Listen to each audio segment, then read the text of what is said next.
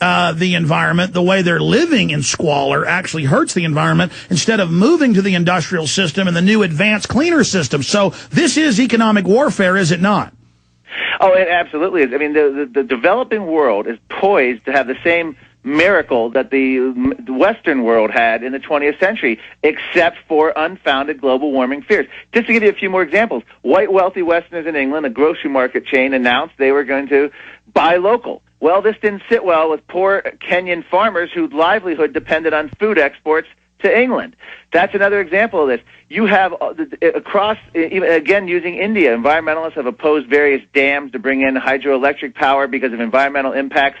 And I've seen it down in the Amazon rainforest. I did a documentary in 2000. Wealthy celebrities fly in on carbon-spewing jets, stop some development down there, and then they fly back home to their Bel Air mansion. This is a new form of colonialism. It's a colonialism that keeps poor people poor. I interviewed Dr. Walter Williams. He's a African-American economist, George Mason University. He said that many Westerners want to see the developing world poor because it's almost like going to visit, treating people like they're zoo. There's actually a whole thing called poverty tourism now, where you go and you see people live and you think, oh, isn't that neat, isn't that great? And the bottom line is environmental policy is going to keep them living that way. That's right. And these control freak communists who work for the big banks, because, again, they don't want a free market either. That's why the ultra-rich always fund the poor to set up socialism, to conduit the money and power to the elites. They are saying they want the same system here. They want to cut the population.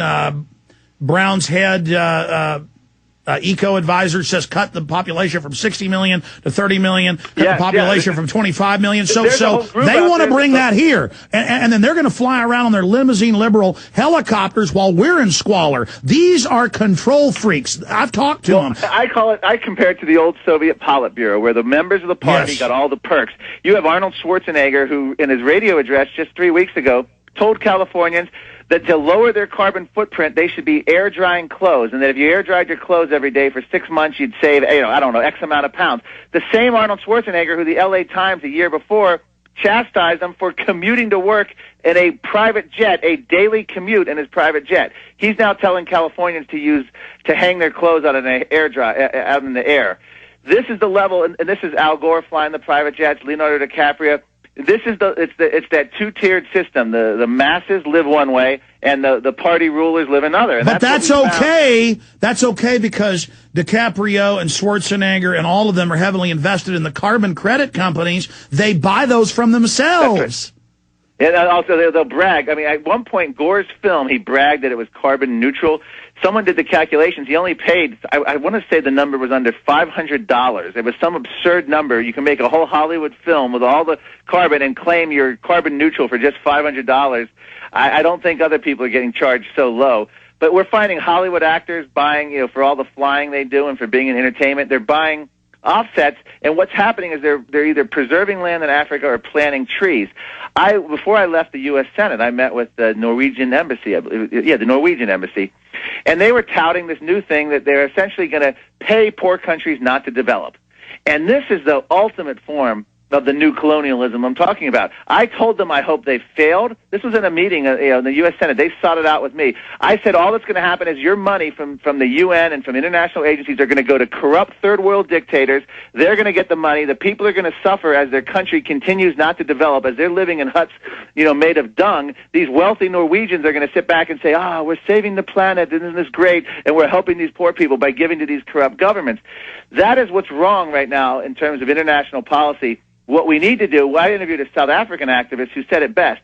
If the Western wealthy world really doesn't want the developing world to develop, they ought to lead by example. In other words, they should level cities like Washington, Rotterdam, London, and return them back to swamps and jungles before they can tell people in Africa and people in South America and Asia not to develop their land. And that didn't go over too well with a lot of development actors. This was at a UN conference that the South African said it. But I think he was dead on. We have no business telling these countries, paying them, bribing them, whatever word you want to use, not to develop when it's not our kids that are dying of high infant mortality and short life expectancy. I interviewed Chevy Chase on the Mall on one of these Earth Days, the actor. He said socialism works. Cuba was the model. This is the mindset of the modern environmental movement, and sadly, it's infected many in this new administration. And meanwhile, Chevy Chase is worth literally $100 million or more. Talking to these people in government and reading their writings, the high-level ones cold-bloodedly know this is a business, this is to control, this is to freeze the third world. I mean, they're very honest. Ben Cardin, Democrat from Maryland, told the Washington Post in April, global warming laws in Washington represent the greatest, the biggest potential, the greatest revenue-generating proposal of our time, was the exact quote. So you can imagine, they don't care about the science. They care about the greatest revenue-generating proposal of their time. And remember, he who controls carbon controls life. It's a bureaucrat's dream to control carbon dioxide. We had a scientist from Princeton come and testify, Will Happer, 200 peer-reviewed scientific studies. He said the level of control that we're contemplating when you declare what we exhale from our mouth a pollutant is something that George Orwell didn't even contemplate in 1984. We are ceding over. We have the UK, a carbon card proposal where the government's going to monitor individual people, their carbon allowances. They're going to monitor how much you drive, where you set your thermostat. California's already tried regulating thermostats. This is a No, I had the government advisor on, and he said you will all be rationed, and you only have enough food to weigh a certain amount, and bureaucrats will control every facet of your life. They're now putting the satellite tracker boxes in the cars to now control how fast you drive. I mean, it's all happening. This is their model. They admit, as you know, sir, but well, the audience. President Bush started the bank bailout. And then Obama continued with the stimulus packages and now nationalizing, we're nationalizing banks, we're nationalizing automobiles. Just to put a simple line out, never before in U.S. history has more power and wealth and decision-making been concentrated in the hands of so few. The left will talk endlessly about, the corrupt corporations, big business. The bottom line is at least big business has shareholders, has accountability to the public. Government now, we have more power and control in the smallest amount of hands that we've ever had in U.S. history, and it's only going to continue. And this is, it's an inevitable result, beginning with the New Deal and continuing with the Great Society. 5 more minutes with you on the other side. 5 more minutes with Marc Morano. It's ClimateDepot.com. But then above the government is a very small group of private corporations that operate like Spectre, and that's the New World Order. That's the Bilderberg Group. Okay, but I agree with him. We'll be right back. I get rabid on this subject and just start spewing facts, and they're facts. And they just say no. In fact, Al Gore, a few weeks ago, and I wanted to ask Marc Morano of ClimateDepot.com about this, former Senate advisor and aide and researcher, one of the preeminent people, kind of a clearinghouse to expose all this. And they said, what about all these thousands of scientists? I mean, there are thousands and thousands. I've seen letters of 10,000, 20,000 they sign. The vast majority saying it's all a fraud. The top climatologists, the top experts on the Arctic, they're everywhere. Just saying, look, it's a fraud. The people that look at the sun, all of it. And Al Gore just said, well, there's people that think, there's flying saucers and we went to and we didn't go to the moon. And that's what they do. They just say, first they said, everyone agrees. And they said, oh, everybody who's credible agrees. And then, well, everybody who's sane believes. And meanwhile, it's just an unbelievable fraud. And then they brought up to him, well, what about how Ken Lay of Enron came up with this idea for carbon credits? And then Al Gore says, I don't know anything about that. And he goes, well, your partner was part of it. And he goes, no, he's not. Then we went and looked it up. Al Gore knows that and is involved. I mean, these people are just despicable. How do we beat them? How do we stop these bastards? They're in the Senate right now.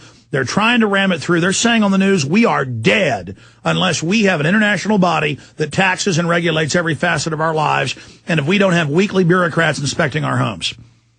Yeah, real quick, just so people don't think, I'm being conspiratorial here, or, Jacques Chirac, the French president's own words were the UN Global Warming Treaty Kyoto was the first step to authentic global governance. These are their own words. EU official came out and said that the Kyoto represented leveling the playing field for the world, meaning the take from the rich. I was at UN conferences where they're proposing a global carbon tax on countries, and guess what? The wealthy nations get hit the hardest, and guess what? The UN would decide to administer the funds. These are their own words that they're saying, and they're being very open about their goals when they do this. You mentioned Al Gore and the astronaut. I can't let this go by. He told the House hearing 2 weeks ago that he compared global warming skeptics to people who think the moon landing was faked. Well, the bottom line is that talking point is now moot, as one of the moon landers himself, astronaut Jack Smith and a geologist, came out and declared himself a skeptic.